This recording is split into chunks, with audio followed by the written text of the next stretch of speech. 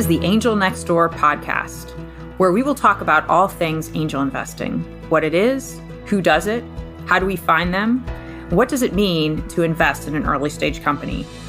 If you have ever wondered how you can affect the change you want to see in the world, then tune in to learn more. In this episode, I'm talking to AI expert and CEO of Narratize, Katie Taylor. Here, AI is meaning artificial intelligence, not angel investing. Katie shares her journey into the world of AI, her pioneering work with OpenAI's GPT models, and how Narratize is revolutionizing enterprise communication in the science, tech, and medical industries.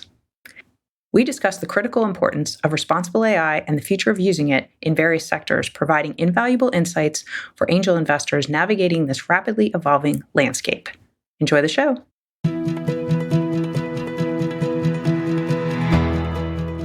Well, hi, Katie. Welcome to the show. Thank you so much for having me. Well, I am excited to talk to you because as a consumer, I have learned obviously about AI through ChatGPT like the rest of the world has, but there are so much to know. And as angel investors, I think we really need to get some kind of a benchmark or some way that we can start to look at and do diligence on companies that deal with artificial intelligence. So since you are the CEO of Narratize, which is an incredible AI company, I would love it if you started with your background and tell us a little bit about what Narratize does and how it's different than the other AIs that are out there. Well, first of all, I'm a huge fan of your podcast and so grateful for all of the angel investors in the world. Narratize would not exist without you. So thank you for paying attention. I'm sure you're inundated right now with generative AI deal flow. So happy to share my perspective as an AI leader, founder. My story is I've been in AI for about 3 years. Originally, I did my PhD in narrative science at Purdue University, and I founded my first company while I was still there and grew it over the last decade. And the problem that we looked to solve, we solve today at Narratize. It's the problem of enterprise communication, internal and external, in science, tech, and medical industries, where the subject matter is complex and it's oftentimes deeply technical. Our vision is to help those enterprises share their boldest ideas in a way that helps them get internal and market traction. And really spent the first 6 or 7 years of running my first company doing that without artificial intelligence, even though my degree was really around the formation of language, narrative algorithm. And so I was really, I think, primed to enter the world of AI, as it turns out. Because of that unique blend that I had or that me and my team had around narrative science, data science, and really understanding enterprise communication challenges, we were actually tapped by OpenAI, which is the company that launched ChatGPT, of course, as everyone knows. And we became one of 7 developer ambassadors into OpenAI 3 years ago. And that came right on the heels of us completing a longitudinal study alongside our enterprise customers at the time, where we were looking at the idea of innovation storytelling. So how do your teams internally and externally communicate their innovative work, and what narrative algorithms show up within research and development and product innovation and marketing that help them get buy-in? And as we were finishing that work, we were also working with OpenAI and their earliest versions of GPT. And so the light bulb went off and we said we could solve this challenge at scale and help science and tech and medicine tell the right communications, tell the right stories if we build it with this incredible large language model technology. And we've been growing and tackling that challenge ever since. That's incredible. So, okay, go back a little bit. Tell us a little bit about what it has been like to be one of the 7 people who are advising OpenAI with ChatGPT. Tell us more about that. Did I get that right? Yeah, that's right. So ChatGPT is the consumer-facing chatbot version that sits on top of the large language models developed by OpenAI. And so OpenAI has several different LLMs, as they're called. And we were first working on GPT-3. We continue to be developer ambassadors. And now, of course, they're launching 4 and 5, et cetera. And really what it meant was weekly meetings where we were we were following those updates. We were supporting and helping to create understanding around enterprise use cases, et cetera. So those were really the earliest days of Narratize. And we're very grateful for that partnership. I think as angel investors, right, as you weed through the ocean of opportunity and deal flow in this space, it's important to look at the back end technology. And I know you already know that, but looking at the vast number of large language models that are being developed today. And I think sometimes that word gets thrown around a little bit too easily. And sometimes I hear folks say things like, oh, we're building an LLM. Well, most companies cannot afford to spend the billions of dollars required to build a large language model. But that doesn't mean there's not a strong marketplace of LLMs. Everyone from Meta to Google to NVIDIA have been creating their own over the last several years. And so while our relationship with OpenAI was part of our origin story, we decided very early on that Narratize itself would not only call into the GPT models coming out of OpenAI, we would be large language model agnostic. We did that because we knew in order for the enterprise to extract the highest quality outputs and the best value from generative AI, they would need to have the capability to call across multiple large language models. And on top of that, because responsible AI is a North Star for us, and it's a North Star for so many enterprises, those are the ones who, by the way, we're most excited to work with. We believe there will continue to be a competitive pressure in the marketplace for those foundational AI model companies to outcompete when it comes to transparency, explainability, and ethical bias training, things like that. And that's what we look for. And so we essentially said, yes, we're excited about GPT, but let's leverage all of the various LLMs and essentially give the enterprise the power to toggle on or off the right one and allow us to design and embed AI into people's workflows in a way that helps them have that power and extract value across. Interesting. So explain exactly what Narratize does and how it's different than the other AI softwares that are out there today. Yeah, so at Narratize, we support divisions across the entire enterprise. We do tend to sell into the Fortune 1000, and we support their teams with communicating and writing content that I could never write in ChatGPT effectively. So think of like everything from a technical report to a project proposal to an external facing white paper or research report or insights article. These are the types of use cases that we build into our core technology at Narratize. And then on top of it, we strongly believe that the right spark for AI transformation, like true adoption across an enterprise, will come by embedding AI into your team's existing workflows and not expecting everyone to become a senior level prompt engineer who's going to change all of their workflows to center around a chatbot. We know everybody's really excited about chatbots, and we are expanding into some of those features too around AI assistance inside of Narratize. At the same time, our core belief today is we use a reverse prompting architecture. What that means is, as a user, when you log in, instead of being met with a blank screen and a blinking cursor, Narratize dynamically knows what questions to ask you to help you get your work done. And so that looks like prompting you with questions. Tell us about the problem this is solving. Tell us about the communication you need to share. Who do you need to report this to? Who do you need to amplify this with? And it builds based on the human's ideas, but it also guardrails those ideas using a very unique data architecture that we're creating with industry and domain expertise. And so that creates guardrails around what's output. And on top of it, like with the top performing AI companies, we're building really exciting RAG architectures that enable us to train on the enterprise's existing corpus of knowledge so that what you're outputting is not just following industry and domain best practice, but it's drawing on the tacit knowledge that lives within your unique enterprise. And that's really where the value gets unlocked. Is it's human-led. It's large language model agnostic, and it's drawing on your company's historical and current knowledge. That's very interesting, very different than what we know ChatGPT does. Right. So, Yeah.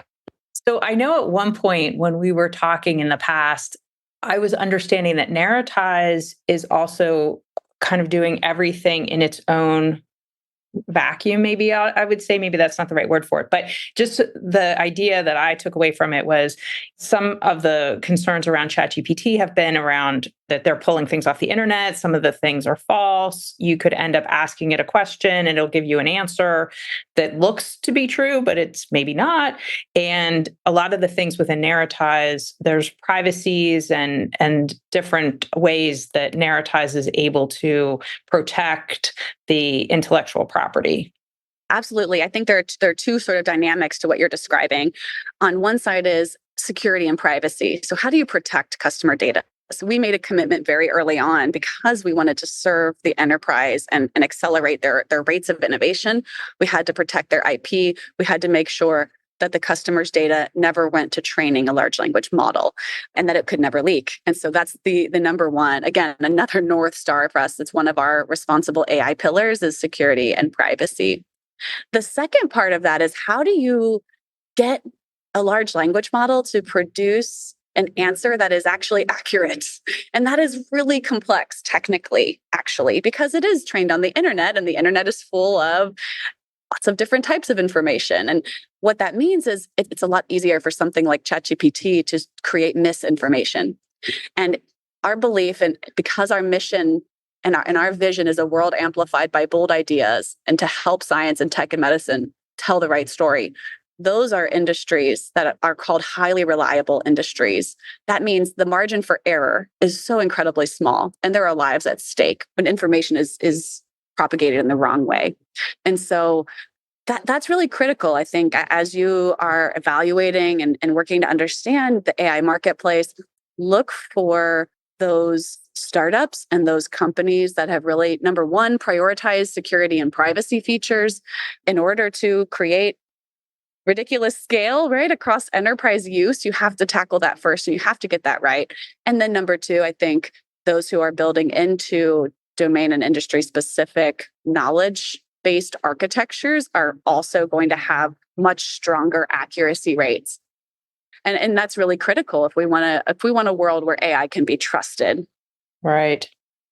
So you mentioned, for example, the medical community using it, and there's obviously very, very small margins of error that could ever happen there. So can you give us an example of how they might use Narratize and how it would help to accelerate, treatment plans or even cures for certain diseases? Yes, absolutely. So for Narratize today, most of our medical industry customers are on the research side. We do have clinical researchers in the platform today. One of our largest customers is a very well-known large pediatric health system, and they're conducting research every single day. Much of that research is not just quantitative data collection, right, but qualitative data collection, meaning patient interviews, caregiver interviews. And some of our story building and research hub features enable those research teams to essentially ping 1 or 1,000 or 1 million different populations and get them to answer a series of prompts and generate their own testimonials or their description of a challenge or a pain point that they felt within their patient journey. And this is unlocking for those research teams beautiful human rich insights into the patient experience, into the caregiver experience, into the provider experience. And it is shaping how we think about treatment and how we think about everything from mental health implications of disease to the ways that we track and understand how diagnoses lead to certain experiences for patients at the ground level. So that's one really exciting use case. Very interesting. So what do you think are some of the things in the future that we're going to see with AI? Is it going to keep accelerating at the level that we've seen it accelerate? And we didn't even know what ChatGPT was until around November of 2022. And here we are, like not even 18 months later. And I feel like there are just so many options of what we can use related to AI. Now there's AI incorporated into things like your email, it seems like every type of company is trying to incorporate AI somehow into their workflow. So what are your thoughts on how it will be over the next couple of months, years? Marcia, you're completely right. So according to Business Insider, the CAGR for the AI marketplace and just generative AI alone is 42%. And so it's expected to grow from 40 billion in 2022 to 1.3 trillion over the next several years. 93% of companies say that they're actively seeking to buy Gen AI solutions. Most of them today are still in the exploration or proof of concept phase. Most of them haven't deployed it at scale yet. So this is coming and it's not slowing down anytime soon. When you look at some of those charts and you see the bar charts say that 70% are in exploration and only 15% are at the pilot stage, as proof and ROI and outcomes and feedback start to resonate and amplify over the coming months and especially years, that adoption will scale dramatically. So, what are your thoughts around what we can do as angel investors to be smarter, maybe, or just do our diligence when we are looking at a company that either is a full AI company or there's like an AI component? What are some of the things that we can do to kind of protect ourselves and know, is this something that's long term, or are we looking at something that's a flash in the pan and we may lose all our money very quickly? Yeah, I think there are probably two or three key points to make around that. Number one, be wary of the wrapper. And I think most investors are attuned to this now. But if the solution is truly a wrapper around one large language model, the most traditional one being an API call into GPT. So if the tech stack diagram just shows one call into GPT as an API, I think to be wary. I think unless the application is so niche and has so much power to scale that way, that's not going to outcompete at scale. So I think be wary of the wrapper and watch for that as you look at tech stacks. Number two, you have such an important opportunity to make diversity in AI better. Look for founders who don't necessarily fit the traditional AI leader role. And perhaps I say that with a bit of bias because I am a very unique female founder in AI, and my co-founders are also women.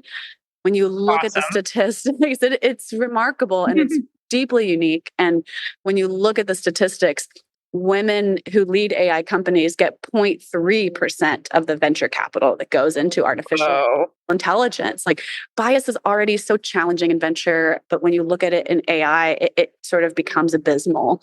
And I think we have a way to change that. The enterprises that we sell into at Narratize believe in a strategic imperative, not just around their adoption of AI, but around diversity, equity, inclusion, and accessibility.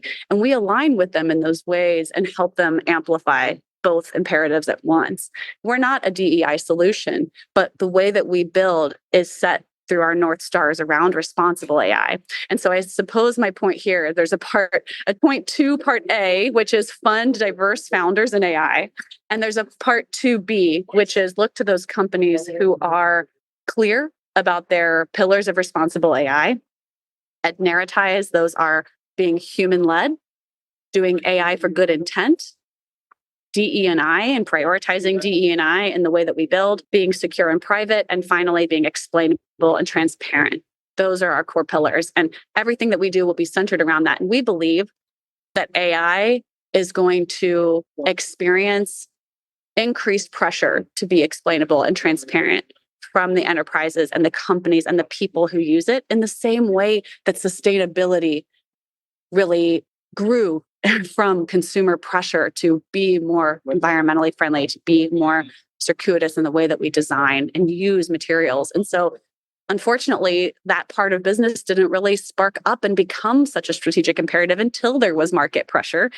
And I think that with AI, we have a chance to get it right from the start instead of figuring that out later. And I strongly believe that the AI companies that prioritize that from the start will win and be the sustainable ones that grow forever. That's great. Well, Katie, this has been very informative. Thank you so much for coming on and telling us all about Narratize and AI and what we can do to make sure that we're looking out for the right types of companies to invest in, because this is a little bit of the wild, wild west, but there's a lot of opportunity and some really, really cool things happening. So we don't want to sit on the sidelines for sure. Thank you to everyone listening for the impact that you make as investors. I would not be where I am today without you, and I'm so grateful for the dialogue that we're having. That's right, because you just did close a round. Yeah, that's right. Yeah, we've had Just several incredible angels part of that in the earliest days. So grateful for that. yes, cheers, cheers, cheers for that. Thank All you. right, well, thanks so much, Katie. Thank you, Stacey. Hey, thanks for listening. To connect with me, visit my website at marciadawood.com. And if you're looking to learn more about investing in the changes that you want to see in the world, sign up for Anne and Bill Payne's ACA Angel University classes. You go to angelcapitalassociation.org, all one word, to find out the schedule. Many classes are offered, everything from the angel investing basics, fundamentals, risks, due diligence, term sheets, valuations, returns and portfolio strategy, and for a deeper dive, there are advanced classes which include capitalization tables, startup boards, and exit strategies. If you're not already a member of the Angel Capital Association, you can become one for the low price of $295 for the year, and that will give you unparalleled access to discounts, free webinars with a huge archive of content, networking opportunities, and much more. We'd love to have you join us. All content for this website is informational and not intended to serve as legal, tax, accounting, or investing advice. While Marcia, that's me, does serve on the SEC Small Business Capital Formation Advisory Committee, my views are my own and not the views of the SEC or my fellow colleagues on the committee. Our speakers and hosts are thoughtfully selected for their educational value, but their opinions are their own and do not necessarily represent the views of the host, me, or the Angel Capital Association, and neither specifically endorse the use of presenters' products or services. Listeners of the podcast should consult their own tax, investing, legal, or accounting advisors before making important financial decisions. All warranties, including accuracy, completeness, and suitability for specific purpose, are disclaimed.